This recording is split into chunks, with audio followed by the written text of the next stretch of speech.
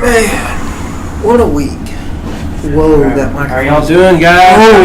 Oh, that microphone is very loud. How are y'all doing? Oh! Gotta sit down in my comfortable chair. Can y'all hear us? Gosh, that microphone is... I guess pull up the comments. I want to pull up the comments. I gotta figure out how to work this microphone, man. This thing is so damn loud. Oh. Okay then.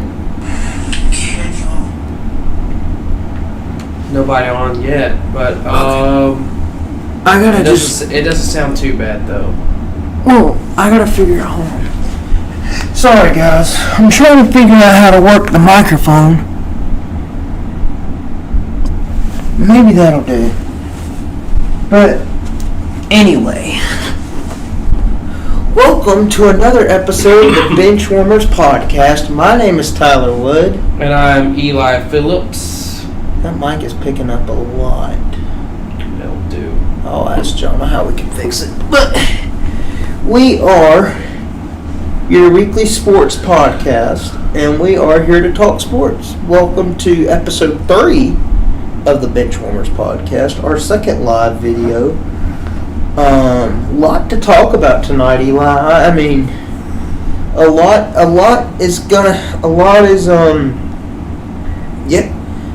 man. I don't know what else to say. Bunch of overwhelming upsets happening Saturday. You got a good SEC showdown between Georgia and Texas. You know, we all expected Texas to win that game, and Georgia showed up and they were like, "No, we're gonna show the world that we're still Georgia." So Georgia came in there with a chip on their shoulders, and they took Texas down at Texas. I give Georgia credit. Georgia showed up, and Kirby. I should have never picked. I shouldn't have picked Georgia. I mean, I shouldn't have picked Texas for that game. I knew I should have picked Georgia. Part of me was saying, pick Georgia, because Kirby knows what he's doing. Kirby knew he was going to go into that game and be prepared. Yeah.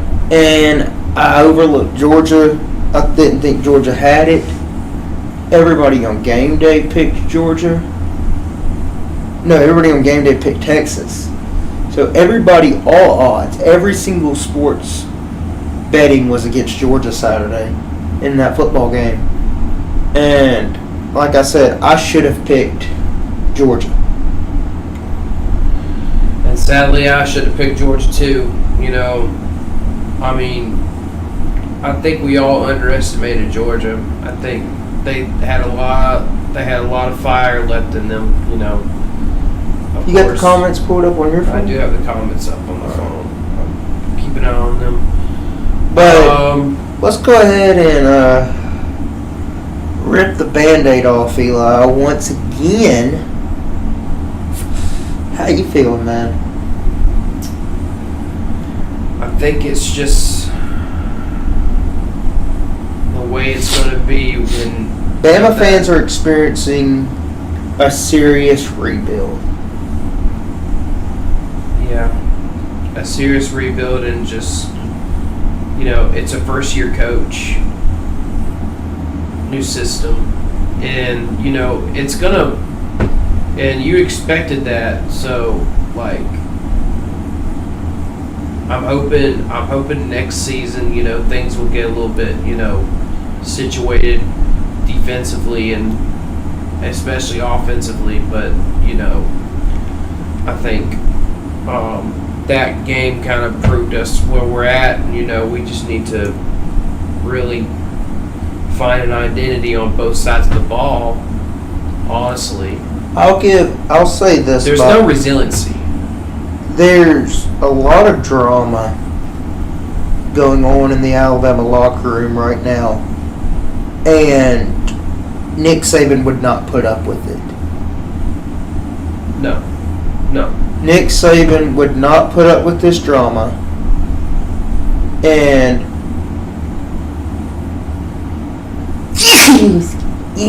excuse me, only time will tell when the drama stops.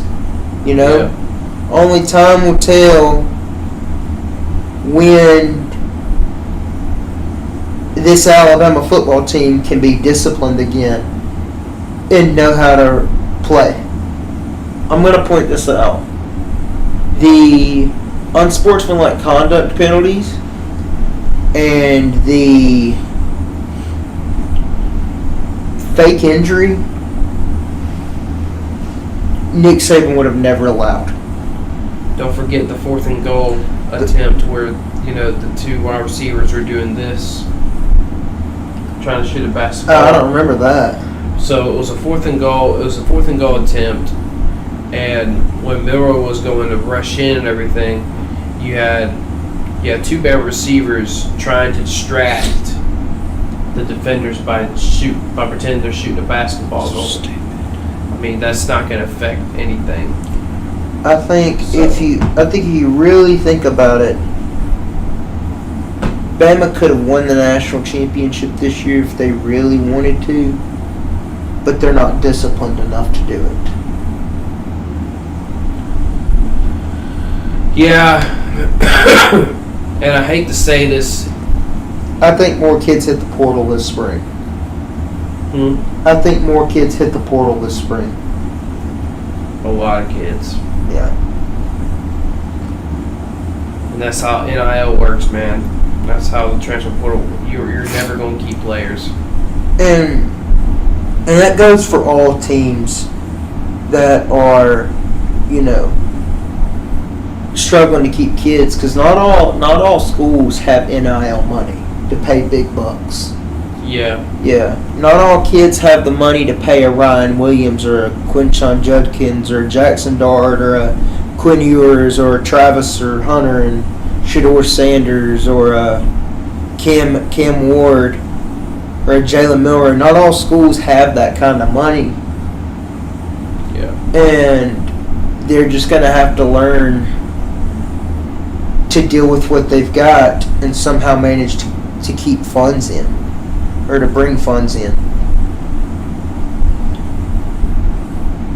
There's never been in my lifetime, well, a little bit of portion of my lifetime, have I seen a player like they commit to the school and they're saying they're loyal, but these days, they're saying they're loyal, but you're never you don't expect them to stay that long, really.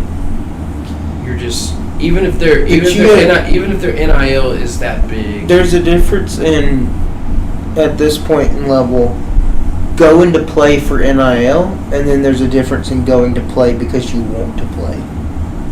Yeah. And all these kids that are hitting the portal who want to play are the ones I'm going to want on my team. They don't care about the money. They just want to play, which is the whole reason of ball. And it goes for basketball as well. NIL is a big deal in basketball. It pretty much is a big deal in college in general nowadays. But other than that, it's gone downhill. Nick Saban was right. College football is not what it used to be. So people thought. What did he say at the Faulkner benefit dinner about it?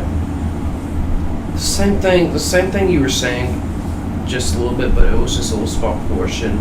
Like, he was explaining how college football turned these players into employees, basically. And he thinks that college football should not be a corporation for employees, players being employees. Employees are your coaches and your staff. Players are players and students. Yeah. Because not all of them are going to play next level ball. Because so now you have players that are getting paid more than coaches. You're kidding. Yeah. Wow. So now, it's going to get to that point, but there's some that's going to get to that point where the NIL is just going to keep skyrocketing. And it's going to get to the point where the players are just like, I'm not going to listen to you. I'm getting paid more than you. Yeah. Like, I'm just, like, I'm here to get paid, and I'm possibly going to get paid more than the NFL. So, all right. Let's go ahead and look over. Oh my gosh. I guess I'll go ahead and rip this Band-Aid off. Another loss. I'll let you explain. I am tired of it. I'm frustrated.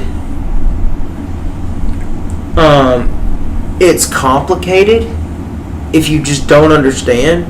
For the people who just want to go, Auburn sucks because they're Auburn. Y'all really don't know, do you? We have no quarterback. We are making stupid play calls when we should be running the football instead of trying to pass the football. I'm sick and tired of seeing Peyton Thorne try to run the football. He's not a Bo Nix. He's not a Nick Marshall. He's not Cam Newton. Peyton Thorne is trying too hard to be something he's not. At this point, I say screw Hank Brown. Screw Walker White's red shirt and just put Walker White in. Let freshmen get reps at this point. Yeah. All we've got left. I don't feel like they don't want to ruin his red shirt. All we've got. Who's going to start next year though? Do you go after a quarterback in the portal? Do you battle it out at spring practice and you start either Walker White or Deuce Knight? Yeah, you got Deuce Knight next season. The last time Auburn put the ball in the hands of a true freshman was Bo Nix. Bo Nix's freshman season at Auburn was one to remember. He beat Oregon in the first game of the season. He took LSU to the wire. He beat Alabama his freshman year. Yeah. Do I miss Bo Nix? Yeah, I miss Bo Nix at Auburn. Do I hate that he transferred? Yeah, I hated that he transferred. But do I claim him? No, I don't claim him. Bo Nix is an Oregon graduate. Well, Auburn and Oregon graduate, I think. But he's an Oregon player. He's not an Auburn player. It's like the Alabama fans who want to claim Jalen Hurts. Jalen Hurts is an Oklahoma player, not an Alabama player. We don't claim Bo Nix. But as much as it pains, I'm glad Bo Nix is doing well in the NFL. He's got one of the best quarterback coaches as his head coach. I wish nothing but the best for Bo Nix. But if we had kept Bo around, I think we could have at least done a little bit better than what we had.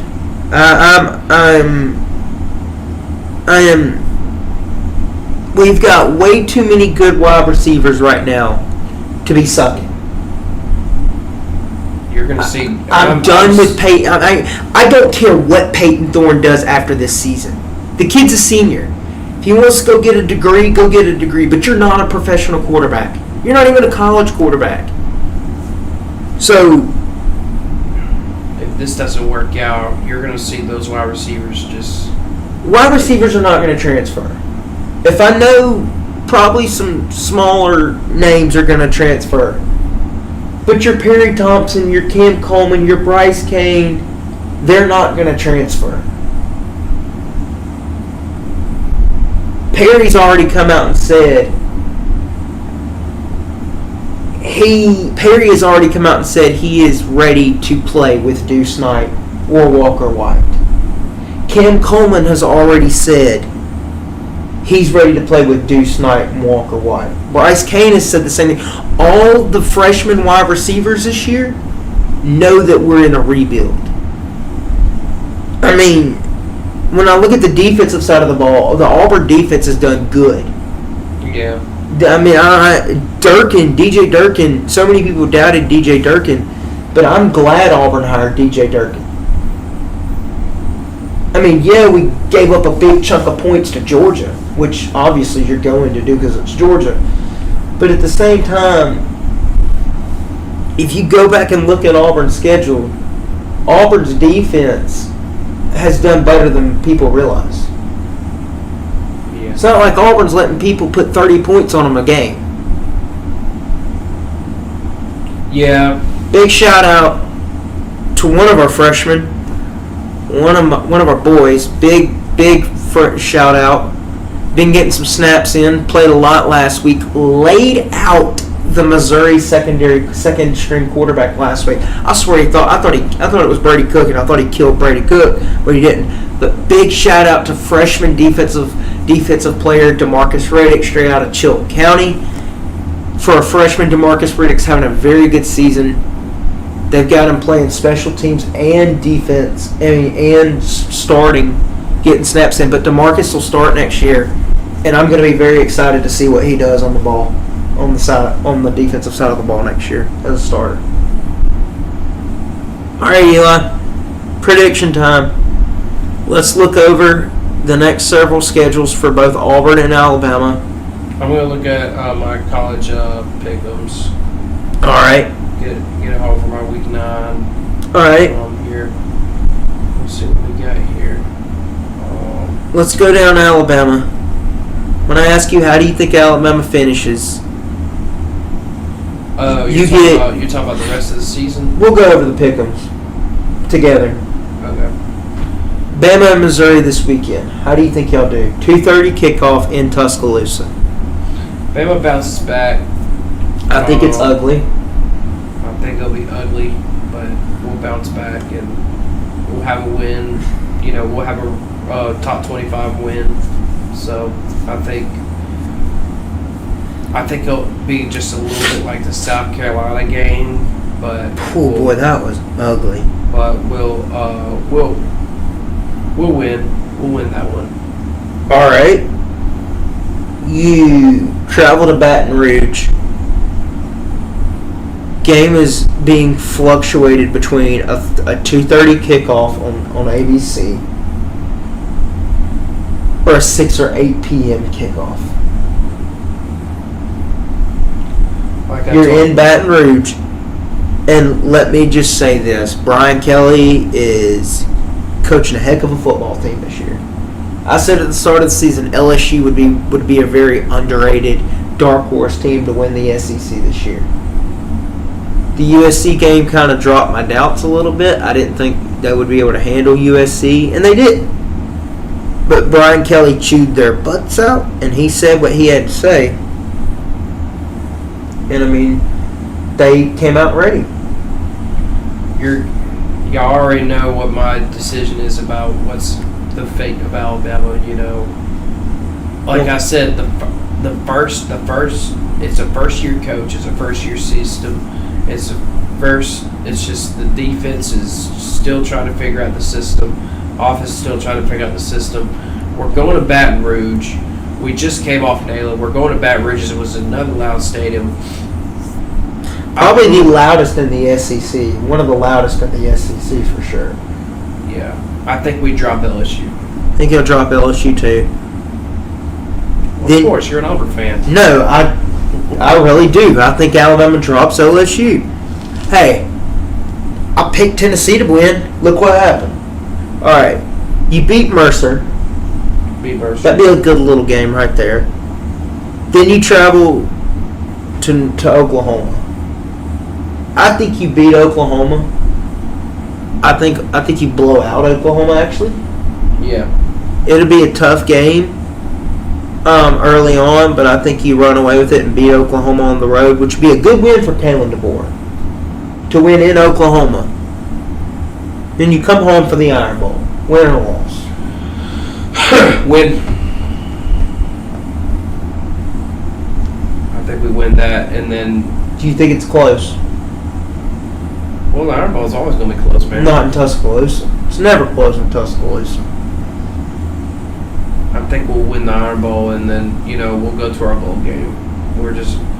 We're. I hate to say this to Shannon Wood says he thinks LSU has a chance to win the night. You can't change your pick, sir. We have videotape. You picked Ole Miss to win the national championship. Or not national championship, but you picked Alabama and Ole Miss to go to the national championship this year, sir. You can't change your pick. You done made your pick. And you done built that grave, so now go lie in it. Keep going. But yes, I do agree with you. LSU has a chance. But I just don't see Brian Kelly winning the big one. I'm sorry, buddy. Keep going. Man, what was I going to say? We're just gonna like. it'll be a good little start for Alabama's first coach, but we may or may not make the playoffs. So it's just, if we do, we'll win our bowl game. If we don't, we'll win our bowl game. It doesn't matter. So it's just like it's not gonna be our season. You can't change your pick. Yeah, I don't see it. I mean, alright, let's get down to our picks for this weekend. A lot of good games. Meanwhile, I'm getting destroyed in fantasy. Alright. Going in to week 9. No. Wait. Huh? Week 9 already? Jeez, man. Okay. Alright, your picks are Indiana versus Washington. I'm going Indiana. I haven't picked Indiana all year. Indiana's undefeated. You know, I like how they're playing right now, so give me Indiana. BYU and UCF, I think the Gus bus is out of gas and broke down. Gus is going to go 3-5, his worst season at UCF. Give me BYU to beat UCF this weekend. I'm going to say the exact same thing. BYU. Toledo and Bowling Green. Give me Toledo. Toledo's 5-2. Bowling Green's 3-4. I just think Toledo. I think Toledo wins that. Good little cup. Toledo has been a little sleeper in the little team. Like they've been pretty decent. So give me Toledo. Texas Tech versus TCU. Give me Texas Tech. Yeah, I'm gonna have to get Texas Tech here. Better team, better talent. ULM and South Alabama. I don't think South Alabama's that good. And for all you people that are going to come at me and say that, well, they beat Troy. Troy's garbage this year. Troy is absolutely garbage. And so is South Alabama. Troy is 1-6. Yeah. Give me ULM to beat South Alabama. Give me Monroe. West Virginia and Arizona. Give me Arizona. I know I keep picking Arizona, but I still think Arizona has what it takes to finish the season strong. But give me Arizona. They're 3-4. Both teams are 3-4. Give me Arizona to win this and go 4-4 and even out at 500 going into week 10. Give me the Wildcats. Whew. Penn State and Wisconsin. Wisconsin really bounced back after their loss against Alabama. I think Penn State could do it, man. But Penn State's a better team, so I'm gonna have to really go for Penn State here. It's the highest ranking James Franklin has ever been ranked as a coach. I'm going Penn State. Give me Penn State. LSU at Texas A&M. It's going to be in Aggieland. Going to be at Kyle Field. 7 overtimes. Jeez, man. Could you imagine again this year? Another 7 overtimes. A&M and LSU. Give me LSU. I think Garrett Nussmeier and Luther Burton go into LSU. Go into Aggieland, go into Kyle Field. I think they handle the crowd. I think Brian Kelly is ready for this. I think Brian Kelly's ready for the next 2 weeks, and I think he handles it. Yeah. I give me LSU to win out. I think LSU wins out. LSU's defense has been really great after the USC game. Brian Kelly's really getting that team going. It's just they're just a new team. I think they'll be ready to play in College Station. Give me LSU. Michigan State versus Michigan. Give me Michigan State. It's been a while since Michigan State has beaten Michigan. Spread is picking Michigan, but I think Michigan State wins this. I think that's your upset for the weekend. Yeah. So there you go. Yeah, I'm gonna have to go. I'm done with. Go up. I'm done with Michigan. I don't want to pick Michigan anymore this year. I think Ohio State blows them out at the end of the year. Oh yeah. Last game. The Buffs versus the Bearcats. Colorado versus Cincinnati. Colorado. Give me the old Buffaloes. Give me Travis Hunter. He'll continue to improve on his Heisman chances, which I don't think he's going to win.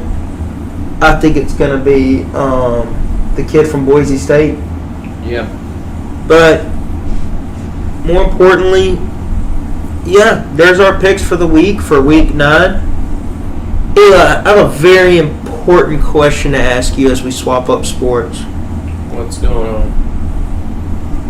2004. You know your history, I know mine. 2004. It's game 4 of the American League Championship. You're down 3-0 in the entire series. Who's in this game? The 2004 American League Championship. What 2 teams are playing for the championship and the chance to go to the World Series?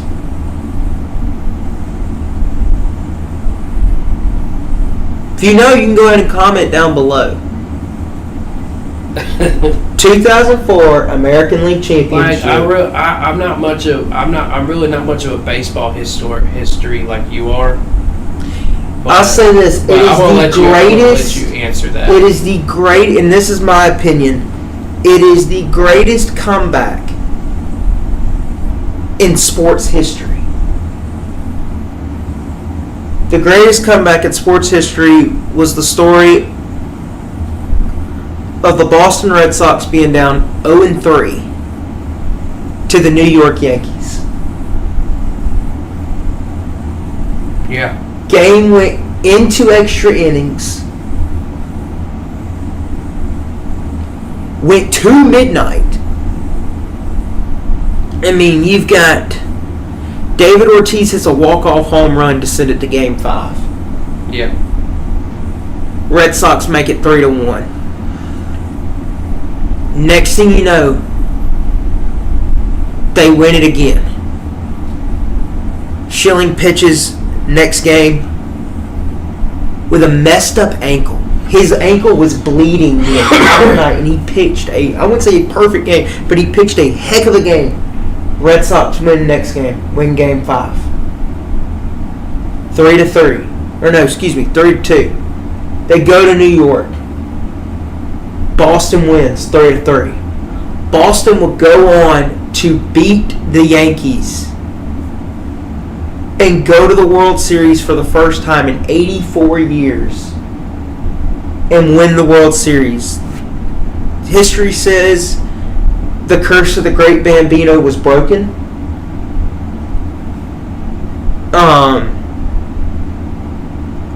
Yes, Shannon Wood, the curse of the Bambino was lifted. It was lifted. The Yankees were hot that year. Yankees were very hot. It was either Yankees or nobody, and no one picked the Red Sox. I mean, Red Sox were good too. Don't get me wrong. But at the same time, that Yankees team was up 3-0. Nobody in MLB history had ever come back down in a series 3-0 and won a series like that. Not a single series. They went on to beat the Marlins, if I'm not wrong. Correct me if I'm wrong in the comments. They went on to beat the Marlins. They swept the Marlins, and the Red Sox won the 2004 World Series. Probably the greatest comeback. I kind of started on it. Netflix dropped a documentary the other day that I'm going to watch. But I just thought I'd let you in on a little piece of history there. And speaking of the Yankees, Yankees and Dodgers will be playing for your 2024 World Series. The 2 most hated teams. We have East Coast versus West Coast. I think the Yankees win this. I think the Yankees are hot. I think the Dodgers are hot. It could easily go 7 games. The only thing is, I think we see some home runs. The only thing is, you have Ohtani, which is the best NL National League player, and then you got Aaron Judge, which is probably the best American League player. The question, though, is can the Dodgers pitching be good? Their bats have been good, but can their pitching do good? Their pitching won them the 2020 World Series. It's just a good all-around rotation. Give me New York. I think the Yankees win. This is the first time since 2009 that the Yankees will be hoisting the World Series trophy. Oh! Bless me, guys. You had Jeter. You had A-Rod. We mentioned it last week. That Yankees team was very good in 2009 when they won the World Series when they beat the Phillies. Right. What you got? You know what? Give me the Yankees. The Yankees are looking hot right now. Took down the Guardians. I think they smothered them. I think it's gonna go to Game 7. You saying 7? Uh-huh. I say Yankees in 6. I say Yankees in 7. I say 7. I say 6. Dodgers are too good of a team though, so it's just gonna be one of those fist fights. West Coast versus East Coast. We're gonna try to watch it. Probably only the Yankees games. Excuse me.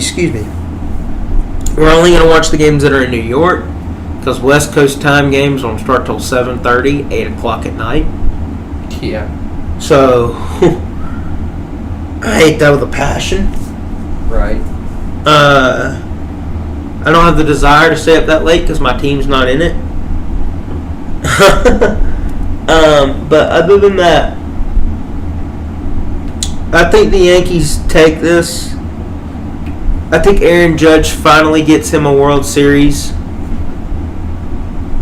And, I think he wins one more before he retires. He's got a long career ahead of him before he retires.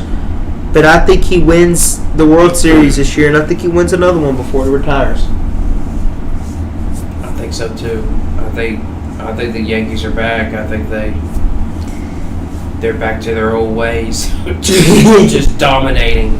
Well, I mean, it was them and the Orioles that dominated the American League this year for a long time. You had a caller. Caller, what's going on? Hey, what's going on, guys? Caller, you need to turn the, if you're watching us in the background, you need to turn the volume down so we can't hear the feedback. I'm not calling locally tonight. I guess. History. Alright. Just hear me out. Talking about World Series events. It is October. I'm picking Yankees in 7 games, by the way.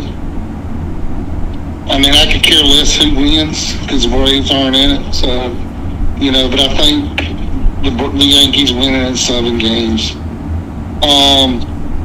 This happened 21 years ago. So that's... It happened, actually... That's 2005? This happened on October 14th, 21 years ago, which is mine and James' anniversary. So the more I thought about it today, and I've been watching some videos on it today before I brought it up. Is this 2005? No. 21. What year? Let's see. 10 years would be 2014. 20 years would be 2024. I think who was winning baseball. Obviously, the Yankees were the team to beat. I mean, and then with the National League, you had. Well, no, you didn't have the Braves. You had a very young Philadelphia. You had the Marlins. Okay, so you talked about earlier with the Red Sox about a curse. What other team in Major League Baseball had a curse?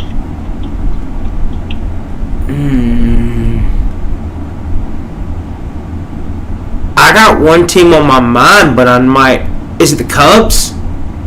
Cubs had a curse of the GOAT.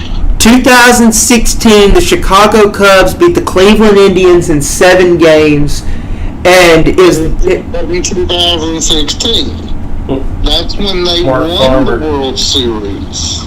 they didn't go to the World Series in 2005 or 2003. 2000, it was October 14th, 2003. Cubs were in the World Series? Listen to what I'm saying. Game 6 of the National League Championship Series, Okay. with the Cubs leading in the 8th inning, 3-0 over the Florida Marlins. What took place that the Cubs said the reason they lost. Now we know that if you go back and you watch videos, that all the errors they made in the 8th inning to allow the Marlins to come back, they blamed one thing. They blamed that whole losing of that game. They went to lose Game 7, Of course. and the Marlins went to the World Series in 2003. Did they? You said the curse of the GOAT. They wouldn't have happened to have blamed it on. Oh no, he didn't play for the Cubs. Couldn't have been him. Didn't blame it on a player. Okay. They blamed it on a fan. Was this? I know exactly what you're talking about. So Marlins hit a home run. Marlins hit a home run. A Cubs fan reached over the wall It and was a foul ball. it was a foul ball, and a Marlins fan reached over. No, a Cubs fan reached over. No, Marlins. I'm trying to think. A Cubs fan robbed what would have been a foul ball and also a catch by the Florida Marlins, and It would have been a catch by the Cubs. It would have been a catch. Cubs played in defense. Moses Aziel, or however you say his name, No, yeah. he was playing outfield. Alright, if you go back and you watch the play of that game, he had to reach into the stands to try to catch the foul ball. There was 5 other people sitting on the very first row in the foul ball section, the foul line, third base line. 5 other people had their hands in the air. They blamed it on one man, Steve Bartman.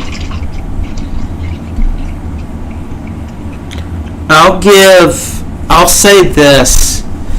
The Marlins did have the If you Marlins. go back and you watch the rest of the 8th inning, you will understand, after all those years, the Chicago Cubs in 2016 invited Bartman to come and throw out the first pitch of the World Series in 2016. So the same guy who cost them Game 6 of the 03 NLCS threw out the first pitch of the World Series. No, they invited him to come throw out the first Okay. pitch. Did he accept it? No, he would not do it. I wouldn't do it either. He wouldn't show up for the World Series victory parade or anything. But if you look back and watch the 8th inning, there was only one out when 5 people and Steve Bartman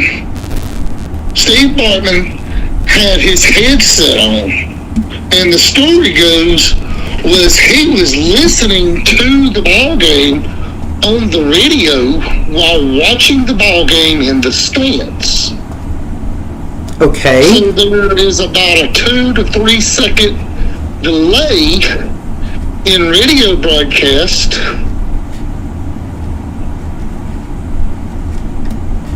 And they have to help him out of the stands because people started threatening to kill him. People were throwing beer on him. Oh, don't you love baseball? Baseball's crazy, And man. my thing is, if I could have found, I'm not, he's a big name. What I want to know is where's the ball? The ball has been destroyed. A lawyer from That Chicago is bizarre. sold the ball for $113,382. No, Goodness. does not. And they tried to blow the ball up at Harry Carey's bar and grill. So the only thing that remains of the ball is the outside of the ball. But it is in a glass jar. That ball is in Harry Carey's bar and grill in Chicago, Illinois. Must be a very As part valuable of the ball. Cubs' history.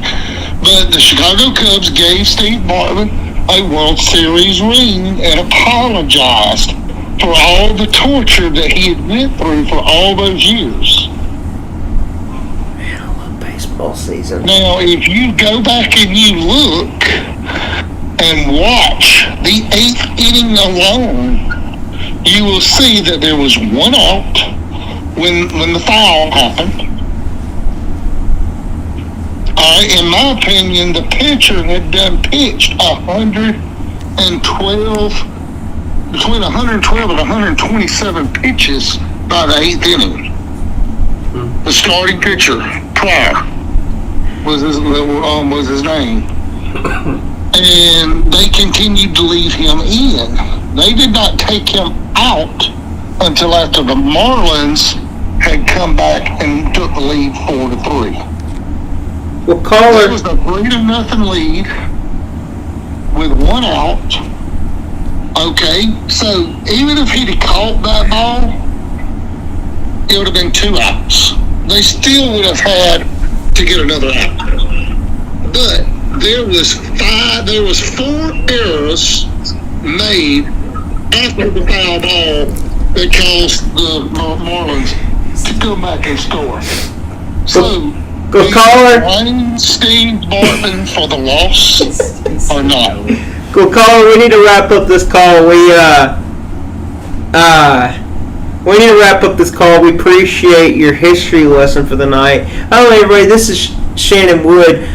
I kind of like this. Maybe we should add it.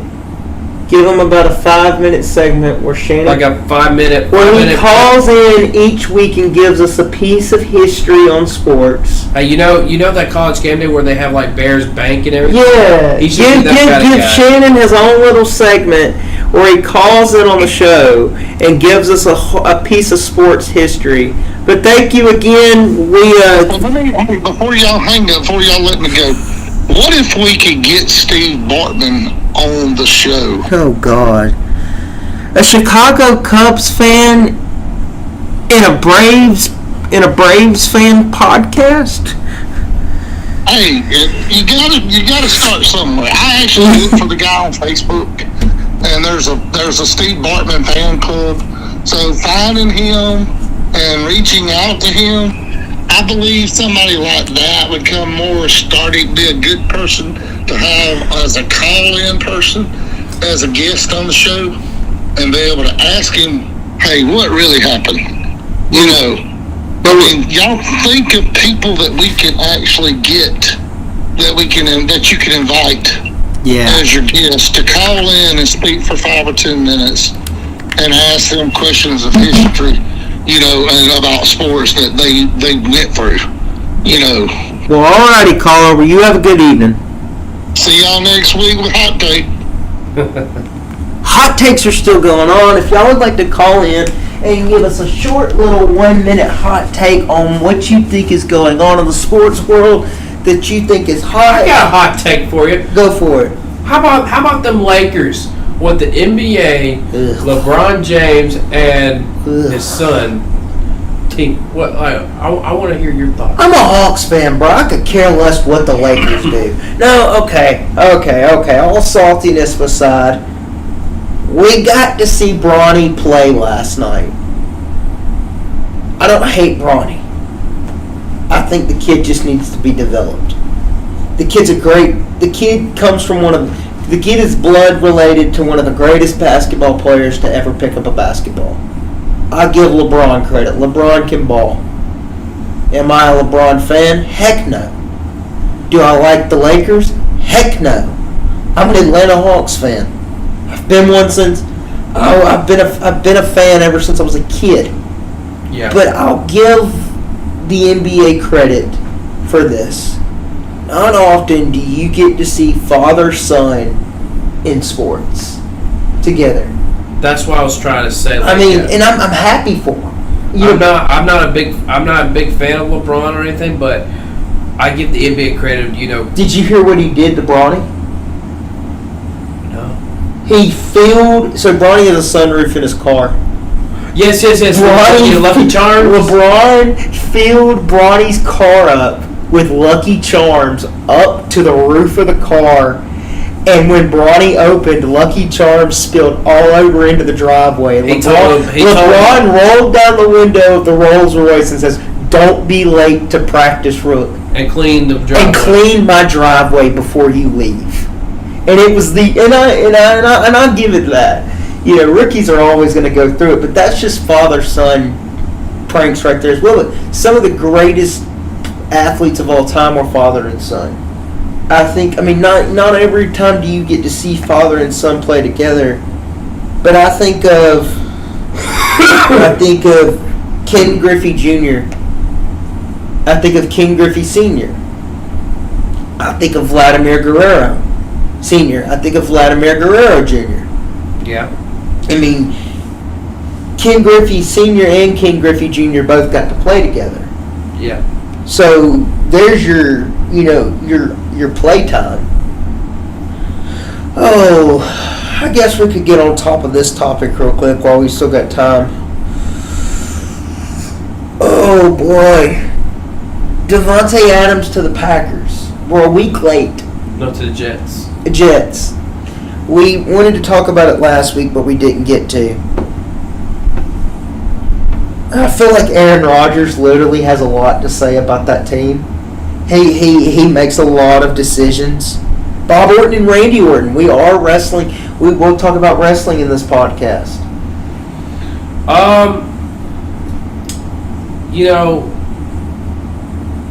I think Aaron Rodgers had a little bit of part of getting rid of the head coach. I think Aaron Rodgers just needs to retire. I've never been a big fan of Aaron Rodgers. I like Brett Favre more than I liked Aaron Rodgers. There's still rumors floating around that Aaron Rodgers is going to pull a Brett Favre and get and get traded to the Vikings and finish his career in Minnesota. So Brett Favre got drafted by the Packers. Yeah. Got traded to the Jets. Got traded to the Vikings. And finished his career in Minnesota. Amari Cooper's a Bill. So Josh Allen's got a very, very good wide receiver to throw to now. Amari, that's a good pickup right there. That's going to be a very dangerous duo for the rest of the season and so on and so forth.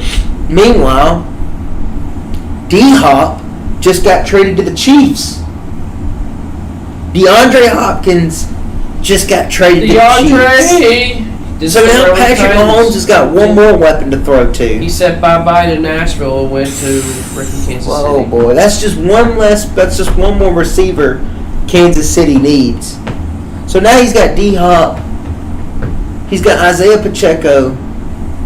He's got Travis Kelce. I'm trying to think who he's got to throw to. But, other than that, Saints re-signed Kamara. Yeah. I like it. I'm not mad. Tua just announced he's coming back. And he's not going to wear a skull cap while he plays. That's a bad. This man is risking another concussion. I'm about ready to give up on Tua's NFL career.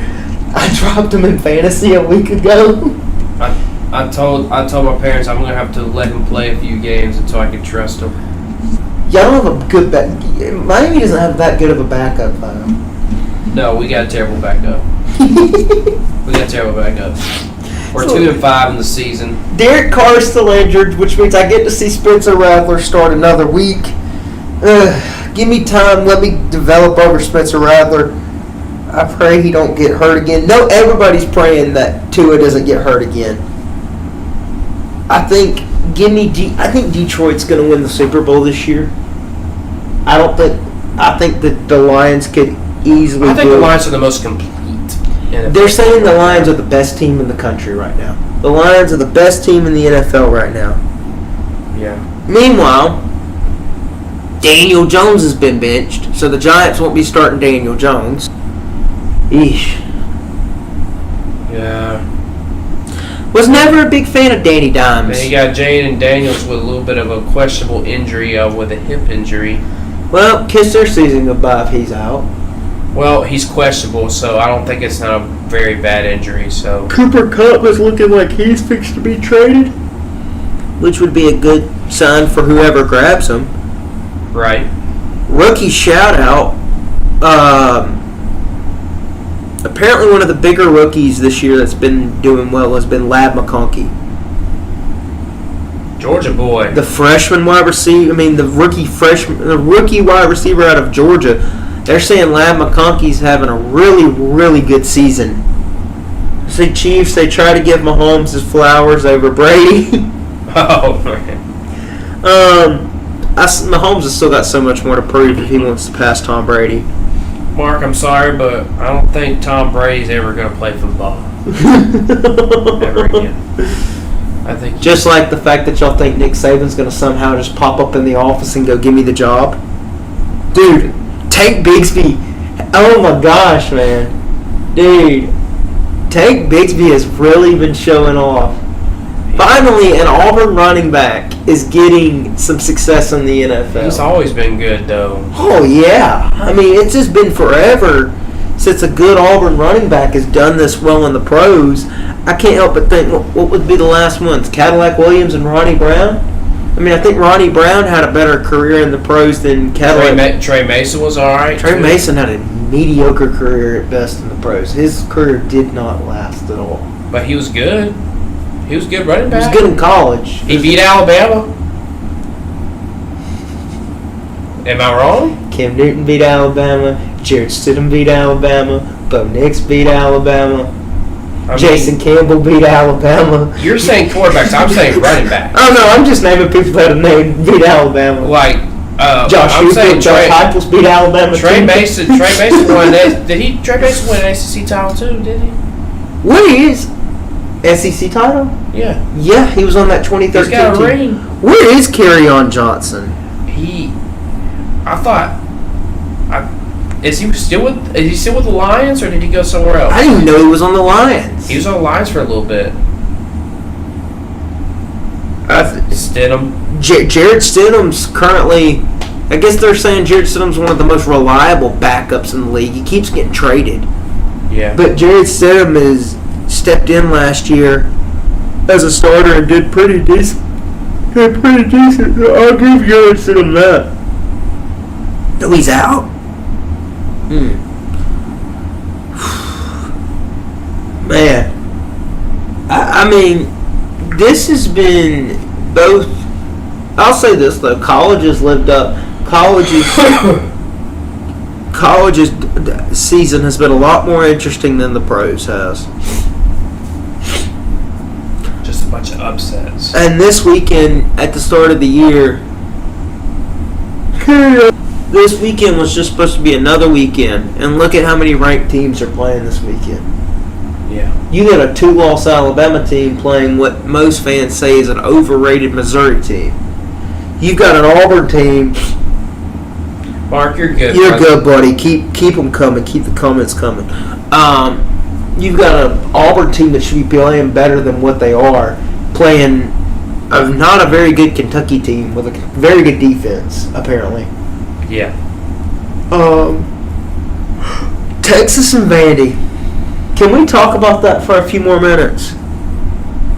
Yeah. I hope we sneak in a win. Hugh Freeze says our kicker one is supposed to be back this week. Hugh Freeze says as long as we can get the 35 to 10 yard, if we can get between the 1 yard line and the 35 yard line, then he'll let Alex McPherson kick this week, and so on and so forth. The dude's injury was pretty bad. Fans don't realize what kind of injury it was. I think Auburn beats Kentucky. I think we pull it off. Oh yeah, Florida killed Kentucky. Billy Napier's playing like he really wants his job too.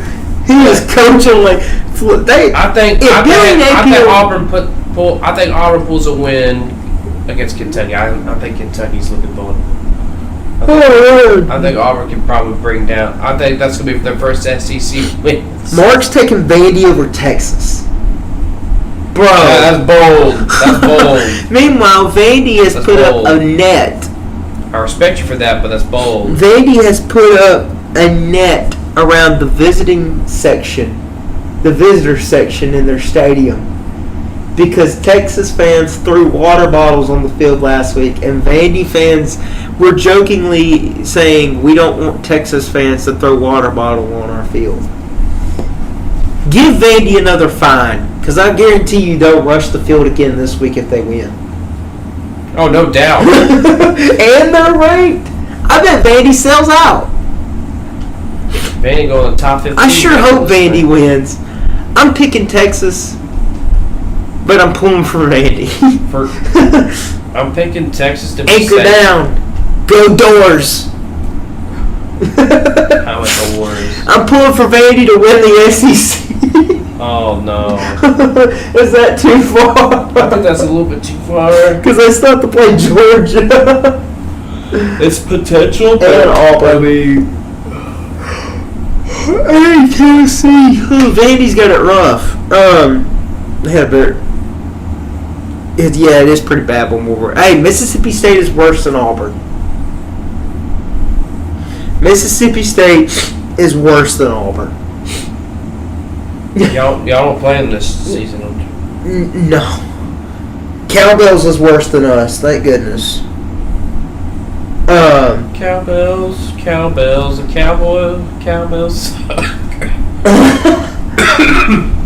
So, I want to ask you. I want to go over this list with 2 minutes. We're just gonna kill it. We're just gonna go over this. We're gonna go over a little bit tonight. Who's Braves fanatic? I don't know. I feel like it's John. Probably John. Huh? Probably John. John? I don't know. Alright, so I'm going to go over this list with you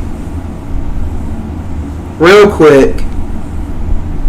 Oh, the playoff format. We didn't really get to go over this tonight, and I wanted to go over it, so we're going to go over it anyways.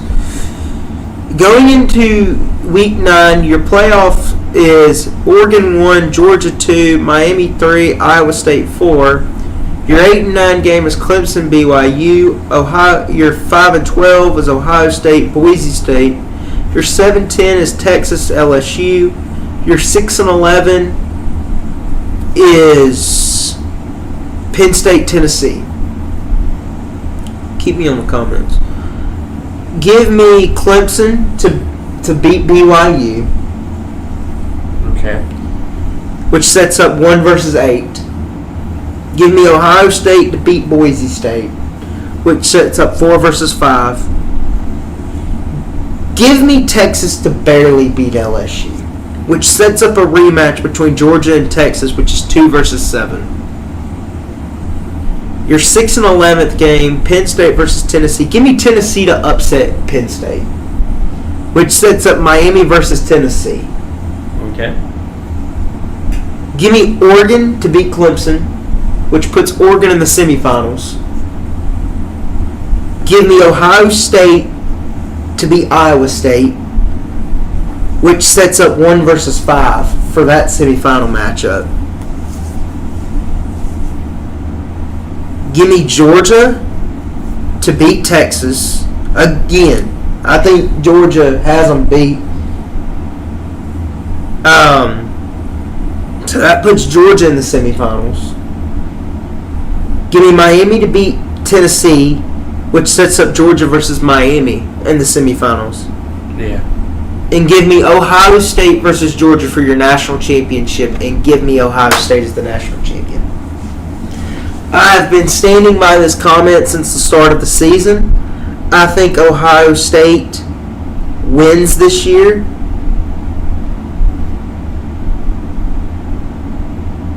They do nearly freeze along. He thinks Georgia will lose one more. Huh? Mark thinks Georgia will lose one more, and he sees Bama beating Oklahoma. Mark, I see Alabama losing LSU. Really. I see Alabama losing to LSU too. But that should pretty much wrap up tonight. Went over just a little bit, but that's okay.